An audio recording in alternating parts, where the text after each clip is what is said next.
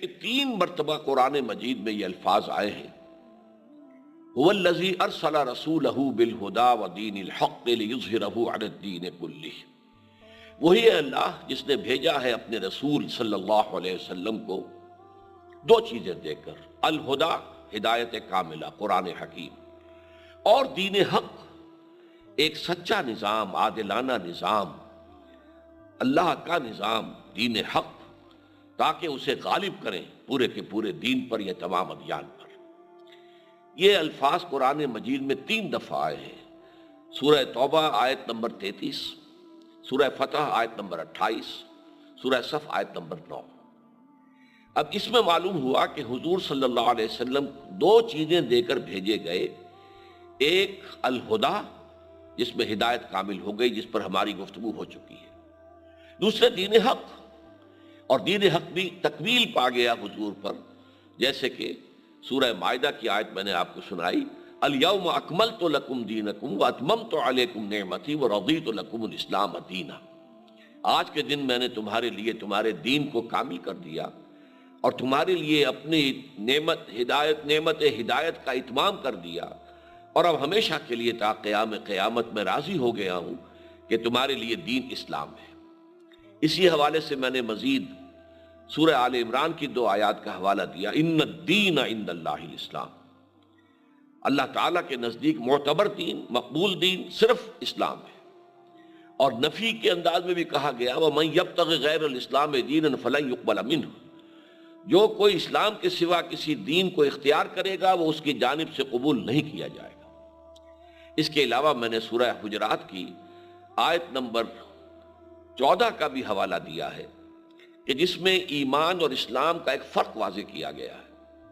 چنانچہ فرمایا گیا، قالت الاعراب آمنا قل لم تؤمنوا ولکن قولوا اسلمنا، اے نبی صلی اللہ علیہ وسلم، یہ بدو کہہ رہے کہ ہم ایمان لے آئے، ان سے کہہ دیجئے کہ تم ایمان نہیں لائے ہو، ہرگز ایمان نہیں لائے ہو، بلکہ یوں کہو کہ ہم مسلمان ہو گئے، ہم اسلام لے آئے۔ وَلَمَّا يَدْخُلِ الْإِسْلَامُ فِي ایمان فِي قُلُوبِكُمْ، اور ابھی تک ایمان تمہارے دلوں میں داخل نہیں ہوا۔ گویا کہ حضور صلی اللہ علیہ وسلم پر جہاں ایک طرف ہدایت کامل ہو گئی، دین کامل ہو گیا۔ اب یہاں سمجھنا کہ دین کہتے کسے ہیں۔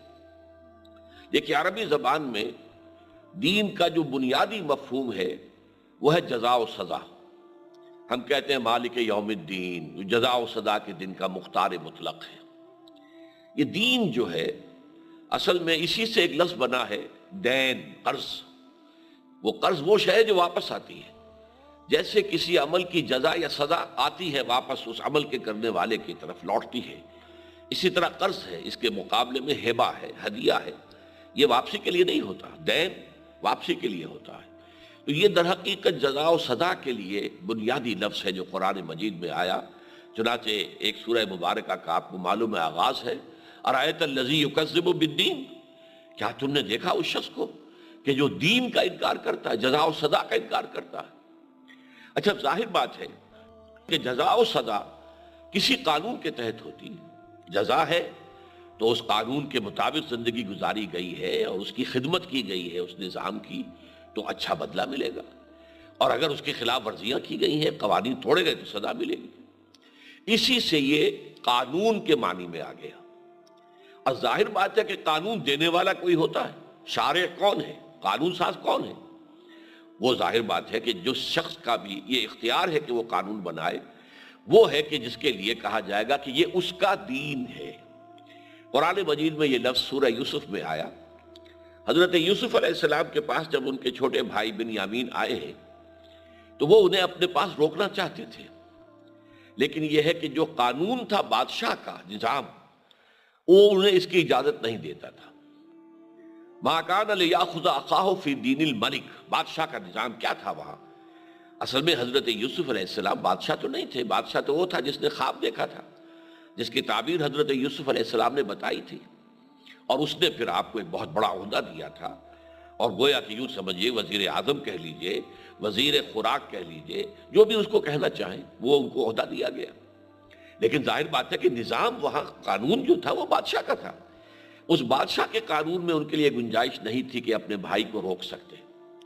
تو اللہ تعالیٰ نے انہیں ایک ہیلا سجھایا اور اللہ تعالیٰ نے اسے اپنی طرف منسوب کر لیا، کذالک کدنا لیوسف ما کان لیأخذ اخاہ فی دین الملک، اسی طرح ہم نے یوسف کے لیے ایک تدبیر بنا دی، ایک ہیلا بنا دیا۔ تو دین الملک کیا ہوا؟ وہ نظام جس میں اختیار مطلق بادشاہ کے پاس ہوتا ہے، اس کی زبان سے نکلنے والا لفظ قانون ہے، اس قانون کی اطاعت کرنے والوں کو خطابات بھی ملیں گے، خلعتیں ملیں گی، انعامات سے نوازا جائے گا، اور اس قانون کی خلاف ورزی کرنے والوں کو سزائیں دی جائیں گی، اور خاص طور پر جو اس پورے نظام سے بغاوت کر دے، ظاہر بات ہے انہیں کچل دیا جائے گا، انہیں قتل کر دیا جائے گا۔ تو یہ ہے دین الملک۔ اور اس کے مقابلے میں قرآن مجید میں ایک لفظ آیا ہے دین اللہ۔ آپ کو معلوم ہے سورہ مبارکہ اذا جاء نصر اللہ والفتح ورأیت الناس يدخلون فی دین اللہ افواجا، جب اللہ کی مدد آ گئی اور اللہ کی نصرت آ گئی، اور تم نے دیکھا ہے نبی صلی اللہ علیہ وسلم کہ اب لوگ فوج در فوج دین میں داخل ہو رہے ہیں، دین اللہ میں داخل ہو رہے ہیں۔ اب یہ دین اللہ کیا ہے؟ اللہ کو حاکم مطلق مانا جائے، اللہ کو قانون ساز مانا جائے، شارع مانا جائے، شریعت دینے والا مانا جائے، اور اس نظام کے تحت پوری زندگی استوار ہو جائے، یہ دین اللہ ہے۔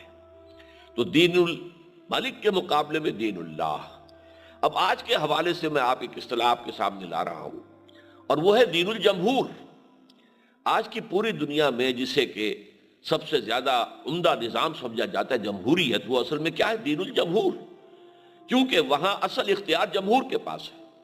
Sovereignty belongs to the people، حاکمیت عوام، اور حاکمیت کے جو اصل حامل ہیں ان کے نمائندے جو چاہیں قانون بنا دیں، وہ چاہیں تو دو مردوں کی شادی کو لیگلائز کر دیں، اس کو رجسٹر کریں، جن میں سے ایک مرد شوہر کا درجہ رکھے گا قانون کی نگاہ میں، اور دوسرا مرد جو ہے وہ بیوی کا حصہ، ان کا مقام رکھے گا۔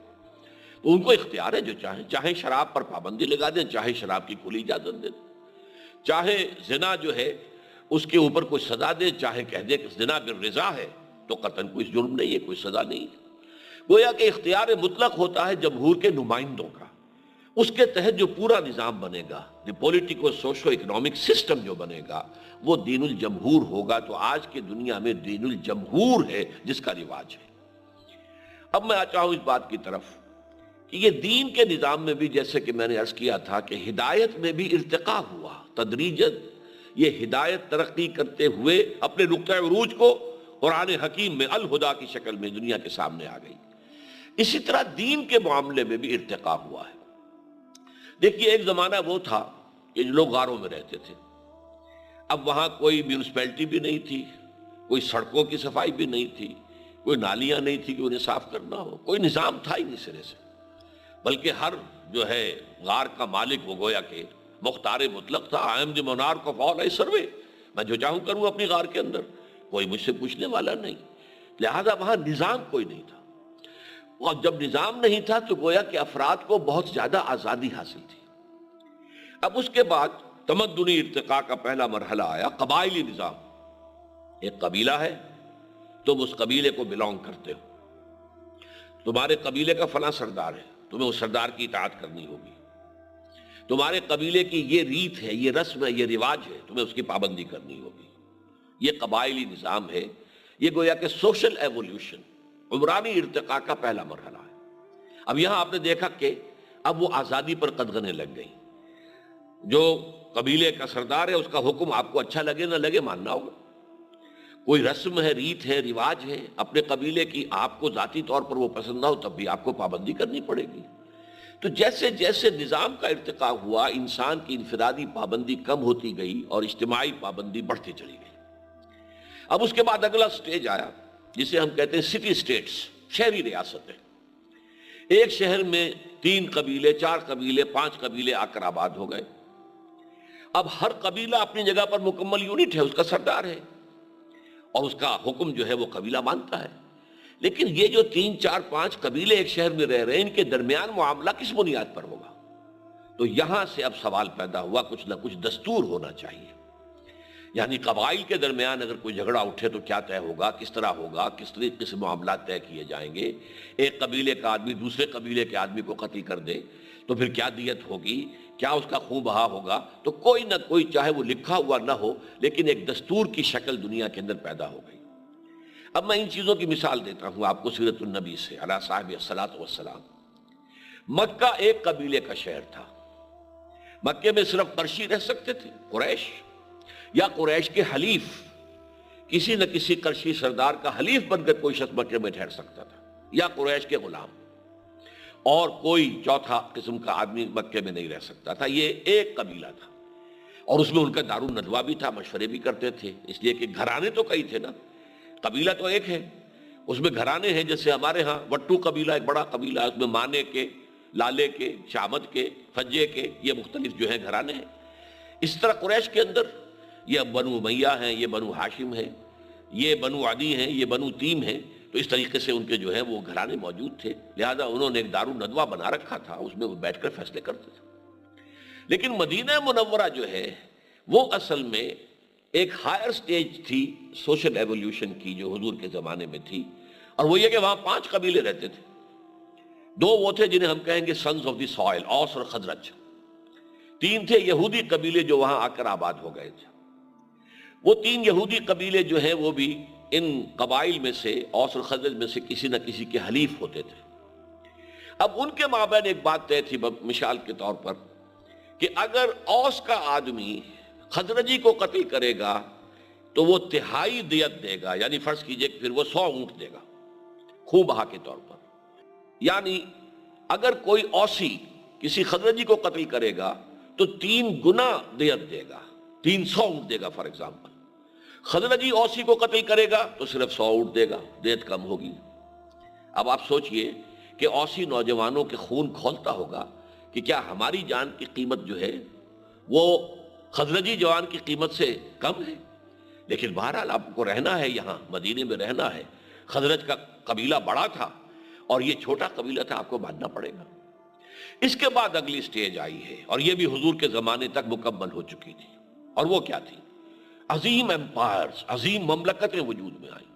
رومن امپائر، ایرانین امپائر صدیوں سے چلی آ رہی تھی، اور یہ 2 سپر پاورز تھی اس وقت کی۔ اب کیا ہوا؟ قبیلے بھی ہیں، قومیں بھی رہ رہی ہیں، مختلف علاقہ بھی ہے، اس میں ایک بادشاہ ہے، بادشاہ کا خاندان ہے، بادشاہ قانون بناتا ہے، بادشاہ ٹیکس لیتا ہے۔ اگر کوئی مزارعت کر رہا ہے تو اس کی کھیتی میں سے حصہ چلا جائے گا جاگیردار کو، اور جاگیردار کے تھرو بادشاہ کو۔ اگر کوئی کپڑا بن رہا ہے تو اس کے اوپر ٹیکس لگے گا جو بادشاہ کو چلا جائے گا۔ اب بادشاہ وہاں محل بنائے گا، عیش کرے گا، اور ساتھ ہی انہی ٹیکسز کو اس کے بل پر فوج کھڑی کر دے گا، اور وہ فوج جو ہے اگر عوام میں سے کسی نے بھی سرتابی کی، کوئی بغاوت کی، تو ان کا سر کچلنے کے لیے تیار ہوگی۔ یہ نظام تھا جس میں کہ بدترین ظلم جو ہے انسان پر اپنی انتہا کو پہنچ گیا۔ محنت کرے کسان، عیش کرے جاگیردار، اور اس سے آگے بڑھ کر بادشاہ۔ محنت کرے کرگے پر بیٹھ کر بننے والا، اور عیش کر رہا ہے اس سے ٹیکس لے کر وہ جو بادشاہ ہے۔ اور ظاہر بات ہے کہ اب بادشاہ کا قانون جو ہے مسلط ہو گیا ہے، اور اب عوام جو بھی ہے وہ بادشاہ کے قانون کے پابند ہیں، انہیں تو اس کے قانون پر چلنا ہوگا۔ انسان کی آزادی گھٹتے گھٹتے یہاں تک آ گئی۔ یہ ہے وہ وقت جب کہ محمد الرسول اللہ صلی اللہ علیہ وسلم کو مبعوث کیا گیا۔ یہ جو نظام بڑھتے بڑھتے امپائر اور عظیم مملکتوں کی شکل اختیار کر گیا تھا، اب اس نظام کے ظلم سے نجات دلانے کے لیے اللہ تعالیٰ نے اپنے نبی صلی اللہ علیہ وسلم کے ذریعے دین حق، سچا نظام، عادلانہ نظام، معتدل نظام وہ عطا فرمایا، اور یہ نظام اب مکمل کر دیا۔ فرمایا الیوم اکملت لکم دینکم واتممت علیکم نعمتی ورضیت لکم الاسلام دینا۔ اب اسی میں بات عرض کرنا چاہتا ہوں کہ جب حضور صلی اللہ علیہ وسلم کی حیات دنیاوی کے آخر میں جب چیلنج کر دیا گیا تھا کہ اب تمہارے لیے جو ہے کوئی موقع نہیں ہے مشرکین کے لیے یہاں رہنے کا، یا تو ایمان لے آئیں اور یا قتل عام ہو جائے گا، تو اب فتح کے بعد، اور خاص طور پر اس اعلان کے بعد، فتح مکہ کے بعد بھی صورت ہو گئی تھی، لیکن یہ اس اعلان کے بعد تو پھر ایک بہت بڑی بات ہو گئی، تو لوگ جو ہیں فوج در فوج اسلام میں داخل ہونے شروع ہوئے۔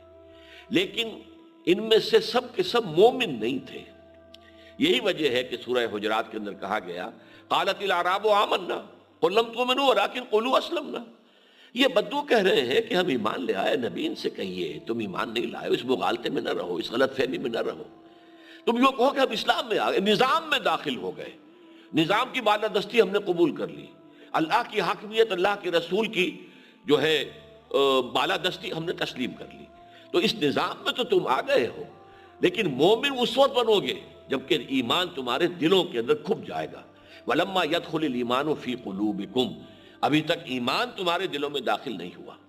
تو گویا کہ یہ نظام میں داخلہ تھا کہ اللہ کی حاکمیت اور اللہ کے نمائندے کی حیثیت سے اس کے رسول صلی اللہ علیہ وسلم کی اطاعت کو انہوں نے تسلیم کر لیا، مسلمان ہو گئے. تو دین اسلام ہے، اور وہی دین ہے جسے اللہ نے ہمیشہ کے لیے اب نوع انسانی کے لیے پسند کر لیا ہے. اس دین کے لیے حضور نے صلی اللہ علیہ وسلم اللہ تعالیٰ کے حکم سے جو کام کیا وہ کیا تھا کہ ایک عظیم جد و جہد کے ذریعے سے اس دین کو پورے عرب میں نافذ کر دیا، غالب کر دیا. اس پر تو ہماری گفتگو بعد میں ہوگی، لیکن اس میں میں دو باتوں کا اضافہ کرنا چاہتا ہوں. آج سے 1400 سال قبل دین مکمل ہو گیا، اور اس کے بعد انسان کو آزادی دے دی گئی کہ اب قرآن و سنت کی دو آنکھیں تمہیں عطا کر دی گئی ہیں، اس سے جو نئے مسائل پیدا ہوں ان میں اجتہاد کرو. لیکن قرآن میں جو کچھ ہے وہ ہمیشہ کے لیے واجب الاطاعت ہے، اور رسول کی جو سنت ثابتہ ہے وہ ہمیشہ کے لیے واجب الاتباع ہے. اب اس کے بعد انسان کے اجتماعی نظام میں دو تبدیلیاں اہم آئی ہیں.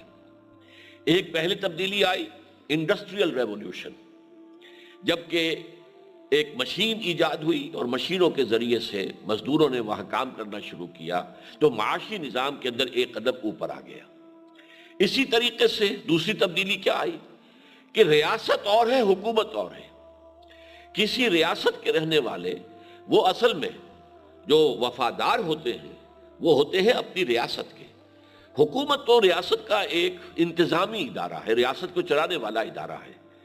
حکومت جو ہے اس سے آپ اختلاف بھی کر سکتے ہیں، اس کی پالیسی پر تنقید بھی کر سکتے ہیں. حکومتوں کو بدلنا یہ آپ کے اختیار میں ہے، چاہے تو الیکشن کے ذریعے سے حکومت بدل دی جائے، اور چاہے کسی عوامی تحریک، احتجاجی تحریک کے نتیجے میں حکومت بدل دی جائے. تو یہ دو مزید ترقیاں ہوئی ہیں، اور ان کے جو تقاضے ہیں اور ان کے ضمن میں اجتہاد کرنا پڑے گا کہ اب دین حق کے ان اصولوں کے تحت جو قرآن و سنت کی شکل میں مکمل ہو کر ہمارے پاس موجود ہیں، ان تبدیلیوں کے نتیجے میں ہمیں مزید کیا فیصلے کرنے ہوں گے، یہ اجتہاد کا معاملہ ہوگا. لیکن دین مکمل ہو چکا ہے، اور دین نام ہے اللہ کی کتاب اور اس کے رسول کی سنت کا صلی اللہ علیہ وسلم. تو میری آج کی گفتگو کا حاصل یہ ہے کہ نبی اکرم صلی اللہ علیہ وسلم پر تکمیل نبوت، میں نے عرض کیا تھا کہ حضور کی ذات میں نبوت اور رسالت جمع ہے. نبوت اللہ سے لینے والا حصہ ہے، یہ اینٹینا ہے جو وحی کو کیچ کر رہا ہے، اور رسالت لوگوں تک پہنچانے والا حصہ ہے. تو نبوت کے اعتبار سے دو چیزیں دی گئی، ایک الہدا جس میں کہ ہدایت کامل ہو گئی ہمیشہ کے لیے تا قیام قیامت، اور اس کی حفاظت کا اللہ نے ذمہ لے لیا، اِنَّا نَحْنُ نَزَّلْنَا الذِّکْرَ وَإِنَّا لَهُ لَحَافِظُونَ.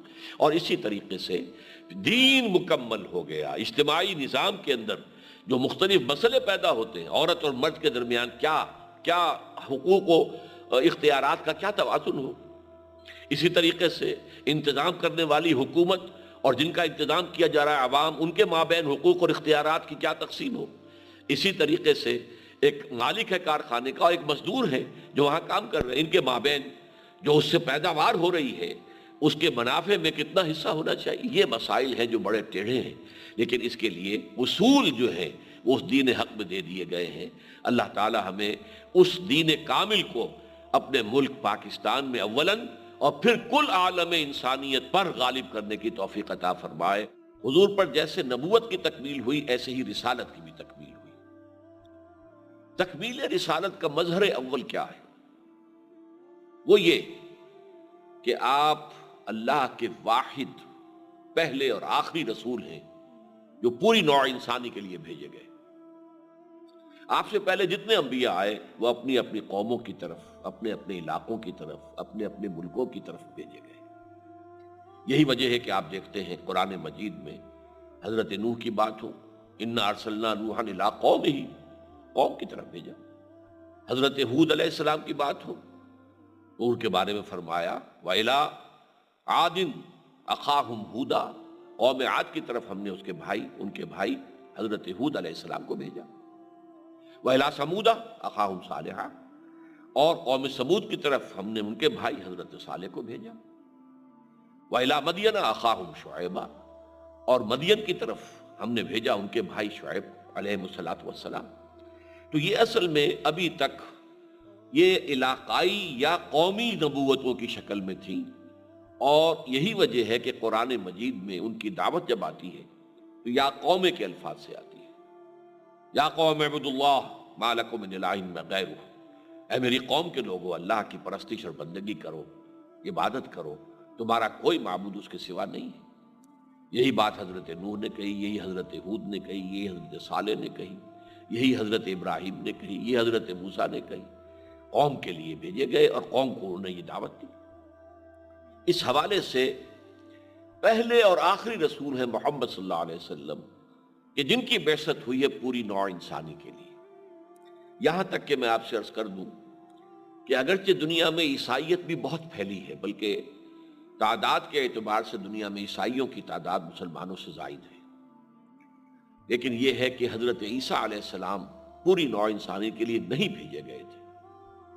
یہ خاتم النبیین ہیں، سلسلہ انبیاء بنی اسرائیل کے، اور حضرت عیسیٰ اور حضور صلی اللہ علیہ وسلم کے مابین کوئی نبی نہیں، کوئی رسول نہیں۔ اسے کہا جاتا ہے فترت اولا، یعنی سلسلہ نبوت اور رسالت کا انقطاع، عارضی انقطاع، یہ پہلی فترت تھی۔ اس کے بعد حضور کی بعثت ہوئی، اور پھر اس کے بعد فترت تامہ، ہمیشہ کے لیے یہ فترت قائم ہو گئی کہ اب آپ کے بعد نہ کوئی نبی آیا، نہ آئے گا، نہ رسول آیا، نہ آئے گا۔ اس پہلو سے آپ غور کریں کہ حضرت عیسیٰ علیہ السلام جو حضور سے کل 600 برس قبل مبعوث کیے گئے، ان کے بارے میں قرآن مجید بھی صاف کہتا ہے رسولاً الی بنی اسرائیل، وہ رسول بنا کر بھیجے گئے تھے بنی اسرائیل کی طرف۔ اسی کے تقابل میں اگر آپ اسی سورہ آل عمران میں دیکھیں گے تو حضرت یحییٰ کے بارے میں کہا گیا نبیم من الصالحین، حضرت یحییٰ نبی تھے، رسول نہیں تھے۔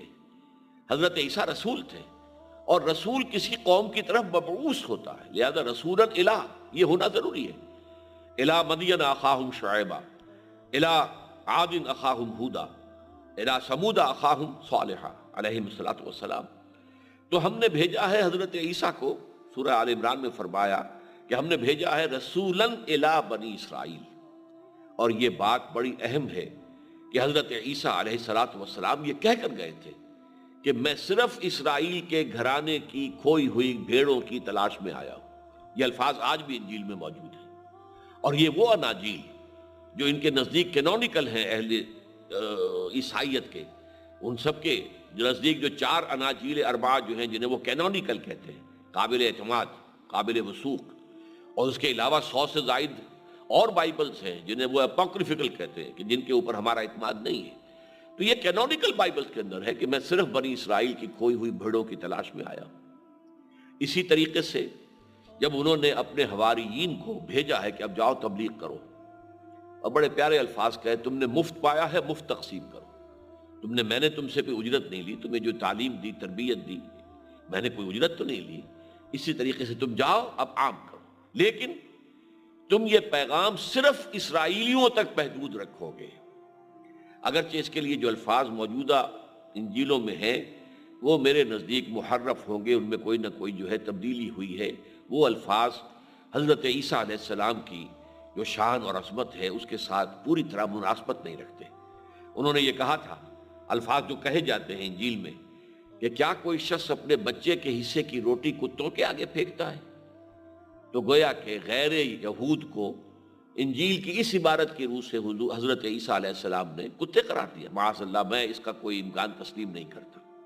جینٹائلز کہا ہوگا، یا جو بھی دوسرے الفاظ وہ استعمال کرتے ہیں غیر یہود کے لیے، ان کے لیے تو ہو سکتا ہے کہ وہ الفاظ کہے گئے ہوں، لیکن یہ صراحت کے ساتھ تھا کہ تمہیں صرف بنی اسرائیل تک اپنی دعوت پیش کرنی ہے۔ یہ تو اصل میں ان کے رفع سماوی کے بعد جب سینٹ پال نے اعلان کیا ہے کہ مجھے مکاشفہ ہوا ہے اور ملاقات ہوئی ہے روحانی طور پر حضرت عیسیٰ سے، اور پھر اس نے دعویٰ کیا کہ اب میں نے ان کے دین کو تسلیم کر لیا، حالانکہ اس سے پہلے وہ شدید مخالف تھا حضرت عیسیٰ کا، جب تک وہ دنیا میں رہے وہ شدید مخالف تھا، لیکن اب اس نے کہا میں ایمان لے آیا ہوں۔ پھر اس نے دین کے اندر، دین عیسوی علیہ صاحب الصلاۃ والسلام کے اندر تبدیلیاں کی۔ ان میں سے ایک یہ بھی تھی کہ جنٹائلز اور گوئمز جن کو وہ کہتے تھے، غیر یہود، غیر اسرائیلی، ان تک بھی ہم تبلیغ کریں گے۔ لیکن واقعہ یہ ہے کہ انجیل یہی کہہ رہی ہے کہ میں صرف اسرائیل کے گھرانے کی کھوئی ہوئی بھیڑوں کی تلاش میں آیا.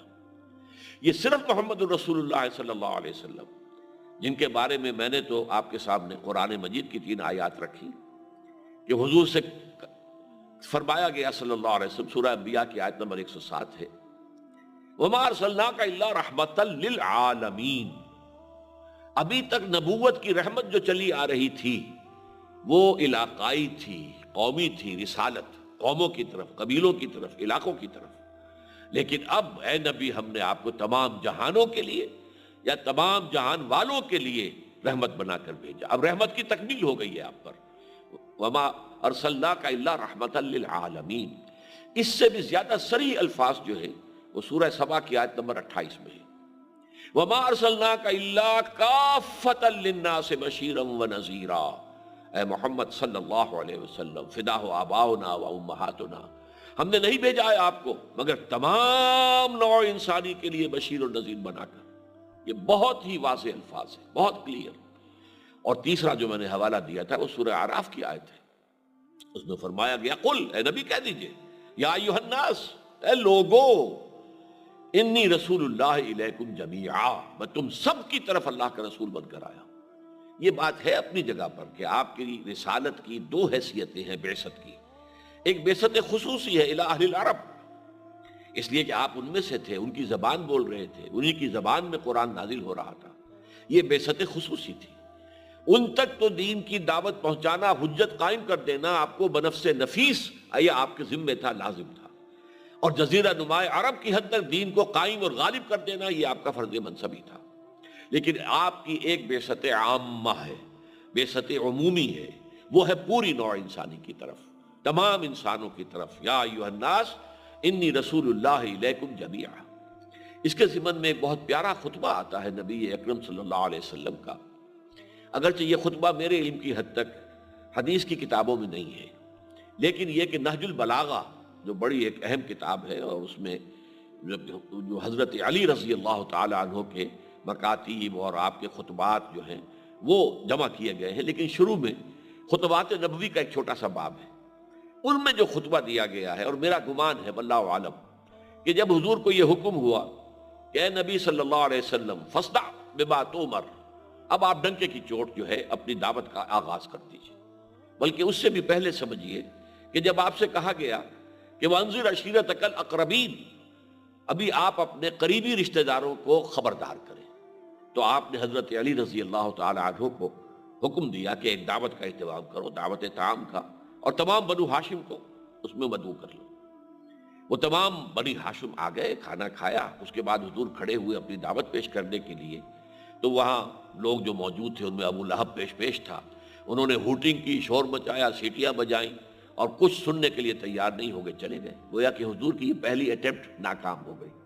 لیکن کچھ دن کا بیچ دے کر پھر حضور نے حضرت علی سے فرمایا کہ علی دوبارہ انتظام کرو. حضرت علی نے اہتمام کیا، پھر بنو ہاشم آ گئے. اب میں یہ کہا کرتا ہوں کہ اب انہیں کچھ شرم آئی کہ 2 مرتبہ کھانا کھا لیا ہے، تو چلے سن لیں یہ کیا کہتے ہیں. تب حضور نے جو خطبہ دیا ہے وہ میرے گمان میں یہ ہے کہ جو نہج البلاغہ کے اندر نقل ہوا ہے. آپ نے فرمایا، اور بہت ہی بہترین انداز کے اندر آپ نے اس کے لیے جو ہے تمہید باندھی ہے.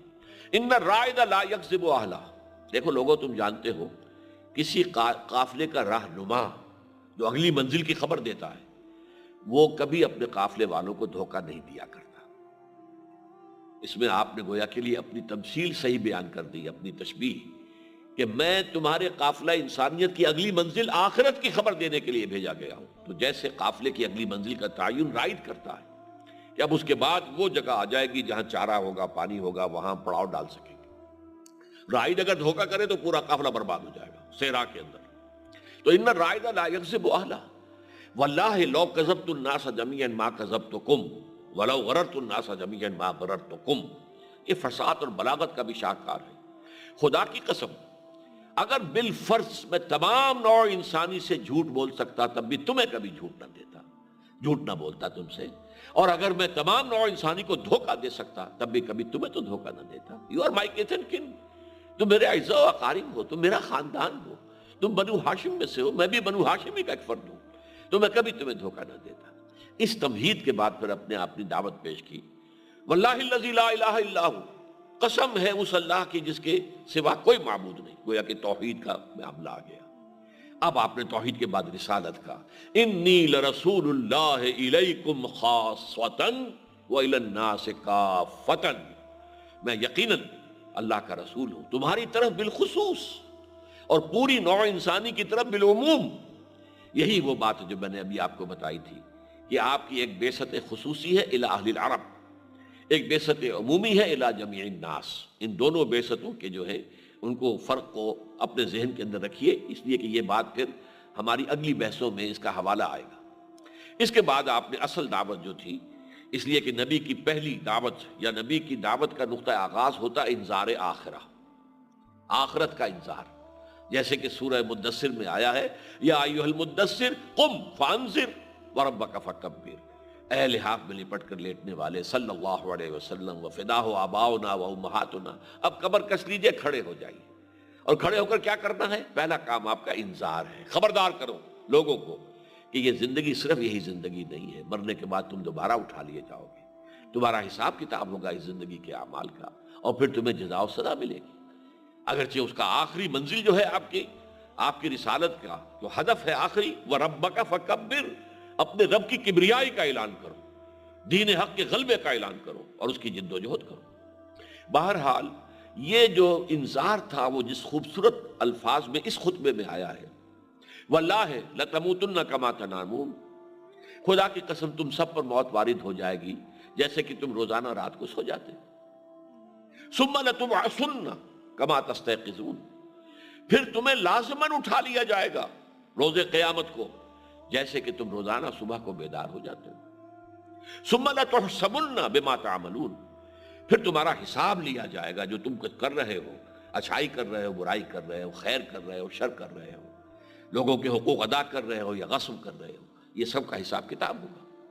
ثم لتجزون بالاحسان احسانا وبالسوء سوءا، اور پھر تمہیں لازماً بدلہ ملے گا، اچھائی کا اچھا، برائی کا برا۔ وَإِنَّهَا لَجَنَّةٌ أَبَدًا أَوْ لَنَارٌ أَبَدًا، اور وہ کیا ہے؟ اچھائی کا بدلہ اچھا کیا ہے؟ جنت ہے ہمیشہ ہمیش کے لیے، اور برائی کا بدلہ برا کیا ہے؟ یا جہنم ہے، آگ ہے ہمیشہ ہمیش کے لیے۔ تو اس خطبے سے جو بہت بڑی اہم حقیقت ہم پر واضح ہوئی ہے وہ یہ ہے کہ دعوت جو ہے، بنیادی دعوت، دعوت نبوت، دعوت رسالت، اس کے اندر یہ تین چیزیں موجود ہیں بنیادی طور پر، توحید، رسالت اور آخرت۔ لیکن زیادہ زور جو ہے شروع میں انذار آخرت پر ہے، جیسا کہ ہم نے دیکھا توحید ایک جملے میں، واللہ الذی لا الہ الا ہو، توحید ہو گئی، انی لرسول اللہ الیکم خاصۃ والی الناس کافۃ، رسالت آ گئی، باقی ساری گفتگو آخرت کے بارے میں۔ بہرحال حضور صلی اللہ علیہ وسلم پر رسالت کی تکمیل بئی طور ہوئی ہے کہ آپ کی رسالت پوری نوع انسانی کے لیے۔ اب میں آپ سے عرض کروں گا کہ اس کا تعلق کس سے ہے۔ دیکھیے، میں نے پہلے عرض کیا تھا ہدایت میں ارتقا ہوا اور ہوتے ہوتے وہ اپنے نقطہ عروج کلائمیکس کو پہنچ گیا الہدا، قرآن مجید کی شکل میں۔ اس کا تعلق ہے انسان کے ذہنی، فکری، فلسفیانہ شعور کے ارتقاء کے ساتھ۔ دوسرے، انسانی تمدن، کہاں غاروں کا زمانہ، کہاں عظیم مملکت اور امپائرز کا زمانہ، یہ تدریجاً جو سوشل ایولیوشن ہوا، تمدنی ارتقاء ہوا، اس کے اعتبار سے انبیاء اور رسول کی تعلیمات کے اندر بھی اضافہ ہوتا چلا گیا، تاں آ کے آج سے 1400 برس قبل جبکہ نظام اجتماعی اتنا گرفت میں لے لیا اس نے نوع انسانی کو کہ انسان جو ہے اس کے ہاتھ اس کے اندر یوں سمجھئے کہ جکڑ کر رہ گیا، تو پھر دین کامل دے دیا گیا، الیوم اکملت لکم دینکم واتممت علیکم نعمتی ورضیت لکم الاسلام دینا۔ اور اب جو رسالت کی تکمیل کا بذر اول ہم دیکھ رہے ہیں، اس کا تعلق کس سے ہے؟ یہ انسان کے مادی علم کی ترقی سے۔ مادی علوم جیسے جیسے بڑھے، وسائل رسل و رسائل بڑھتے چلے گئے، آمد و رفت کے ذریعے بڑھ گئے۔ آپ کو معلوم ہے پہلے لوگ ایک دوسرے کی خبر ہی نہیں ہوتی تھی، امریکہ اتنا بڑا رقبہ دنیا میں تھا، پتہ ہی نہیں تھا ہمیں وہاں کون رہتا ہے، کون بستا ہے، کچھ پتہ ہی نہیں۔ اسی طریقے سے ایک ملک کے رہنے والوں کو دوسروں کے بارے میں کچھ معلوم نہیں، فاصلے بہت زیادہ تھے، اور سفر ہی پیدل ہو رہا ہے، یا اس کے بعد چلیے گھوڑوں گدھوں پر ہو گیا، اونٹوں پر ہو گیا. لیکن یہ آج کی شکل کیا ہے؟ آج جو ہے وہ وسائل حمل و نقل اور وسائل رسل و ذرائع جو ہیں، ذرائع رسل و رسائی اتنے بڑھ گئے ہیں کہ آج صحیح طور پر کہا جا رہا ہے کہ یہ دنیا سکڑ گئی ہے، فاصلے کم ہو گئے ہیں. یہ فاصلوں کا کم ہو جانا آج کل کہا جا رہا ہے کہ دنیا گلوبل ولیج بن گئی ہے. یہ تو ایک جو ہے عالمی گاؤں بن کر رہ گئے. اب فاصلے سمٹ گئے. اور اس دور کا آغاز ہو رہا تھا جب محمد الرسول اللہ صلی اللہ علیہ وسلم کو مبعوث فرمایا گیا. اب اس کا امکان تھا کہ آپ کی دعوت، ایک رسول کی دعوت پوری دنیا تک پہنچ جائے. لہٰذا اب یہ دعوت جو ہے عالمی، یہ رسالت جو ہے عالمی ہو گئی. یہ جو ہم کہتے ہیں رحمت للعالمین، تو عالمین کا ایک ترجمہ میں نے کیا تھا تمام جہانوں کے لیے. عام طور پر لوگ یہی ترجمہ کرتے ہیں، لیکن ایک اصول عربی نحو میں یہ بھی ہے کہ بعض اوقات ظرف کو جمع لا کر مظروف کی جمع مراد ہوتی ہے. یہ عالم ایک ظرف ہے، عالم ارضی، اور اس میں انسان رہ رہے ہیں، قومیں رہ رہی ہیں، مختلف جو ہیں ممالک ہیں. لیکن اس ظرف کو عالمین کہہ کر اصل میں مظروف جو ہیں، جو اس میں انسان بس رہے ہیں، قومیں ہیں، نسلیں ہیں، ان کی جمع مراد ہے. تمام قوموں، تمام نسلوں، تمام نوع آدم کے لیے رحمت بنا کر بھیجا. اور صاف کہہ دیا گیا وَمَا أَرْسَلْنَاكَ إِلَّا كَافَّةً لِلنَّاسِ بَشِيرًا وَنَذِيرًا. چنانچہ جب حضرت حضور صلی اللہ علیہ وسلم نے خطبہ حجۃ الوداع میں یہ جو اپنے مشن کا دوسرا مرحلہ تھا، یعنی رسالت عامہ، بعثت عامہ، اس کی ذمہ داری امت کے حوالے کر دی. گواہی لی 1,24,000 جو لوگ موجود تھے. الا هل بلغت، دیکھو میں نے تمہیں پہنچا دیا یا نہیں اللہ کا دین. سورہ مجمع نے کہا انا نشهد انك قد بلغت الرسالة واديت الامانة ونصحت الامة وكشفت الغمة.